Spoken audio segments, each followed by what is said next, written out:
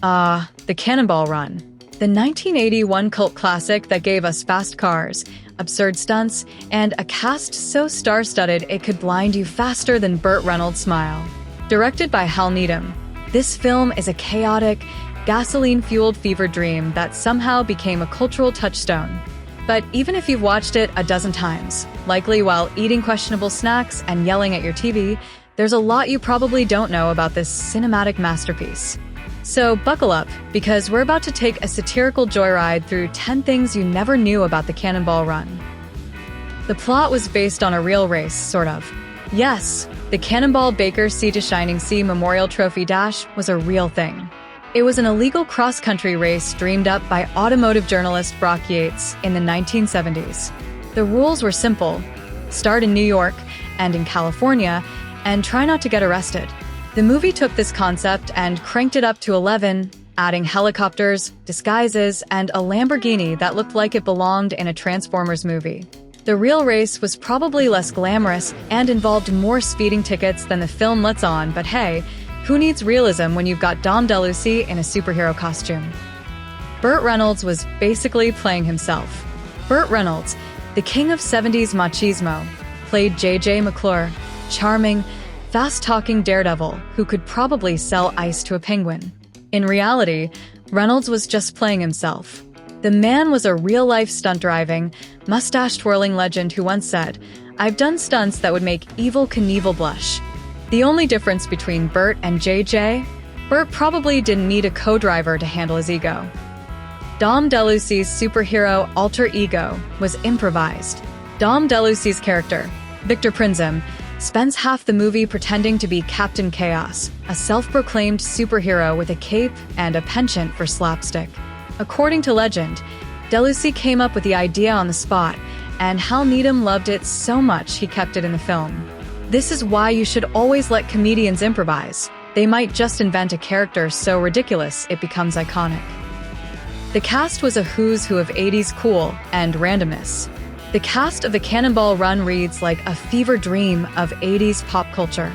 You've got Burt Reynolds, Dom DeLuise, Farrah Fawcett, Roger Moore, yes, James Bond himself, Jackie Chan, and even Dean Martin and Sammy Davis Jr. as priests driving a Ferrari.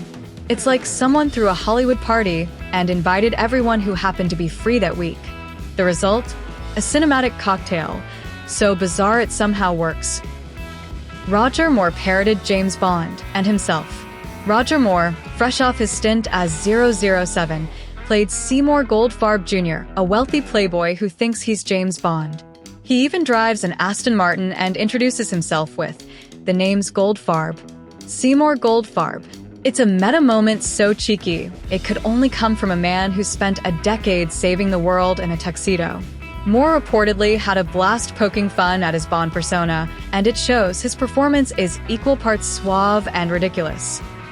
Jackie Chan was basically a human stuntman.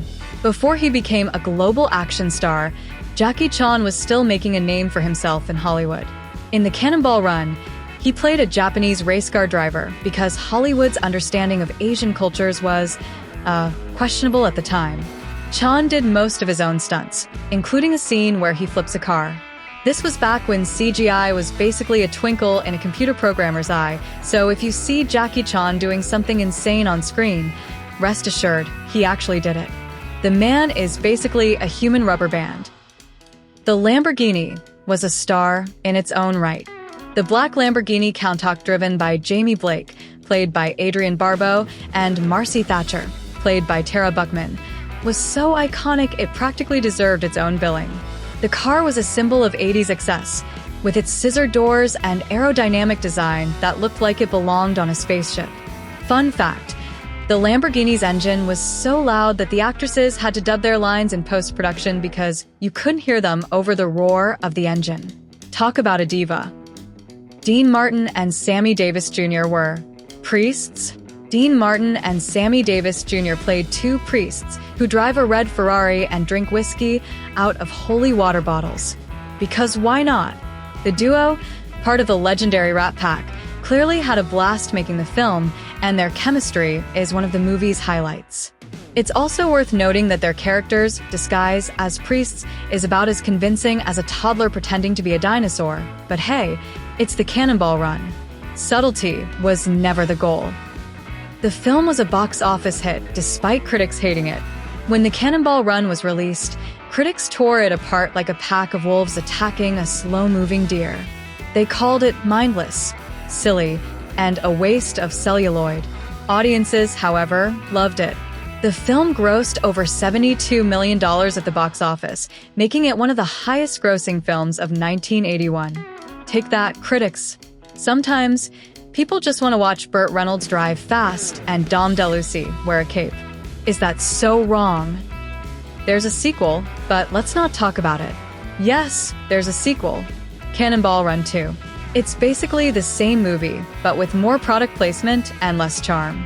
Burt Reynolds and Dom DeLuise returned, along with a few other familiar faces, but the magic was gone. It's the cinematic equivalent of reheating leftovers. It might fill you up, but it's never as good as the first time. Let's just pretend it doesn't exist and focus on the original, shall we?